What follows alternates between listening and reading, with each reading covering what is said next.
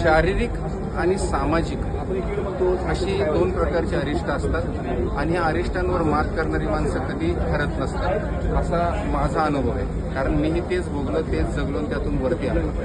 अशाच प्रकारची गोष्ट डॉक्टर वृषाली रामदास राऊत, अतिशय चांगल्या सधन कुटुंबातली ही मुलगी, चांगल्या परिस्थितीत राहिलेली, परंतु काही काळामध्ये इतकी अरिष्ट आली की जवळची रक्ताची 4-5 नाती अल्पावधीत गमावूनही ती कधीही कोलमडली नाही. आणि हे न कोलमडण्याचं सगळं जे श्रेय आहे ती तिच्या वाचनाला देते, तिच्या व्यासंगाला देते. आणि एकूणच मानसिक आघात समजून घेताना हे पुस्तक लिहिण्यामागची मूळ ही प्रेरणा ही आहे की माणसं सगळ्या अर्थानं सगळ्या गोष्टीवर काम करतात, परंतु मनात काय चाललंय, मनाचा आवेग कसा आवरायचा किंवा मनातल्या सगळ्या गोष्टी कुणाशी शेअर करायच्या आणि शेअर केल्यानं नेमकं काय होतं आणि त्यातून आपण कसं बाहेर पडू शकतो हे सर्वसामान्य माणसाला कळतच नाही. आणि हे कळण्यासाठी मुळातच कुठलंही साहित्य हे माणसाच्या मेंदूची मशागत करण्यासाठी, डोकी नांगरण्यासाठी असतं. आणि हेच समजून सांगण्याचं काम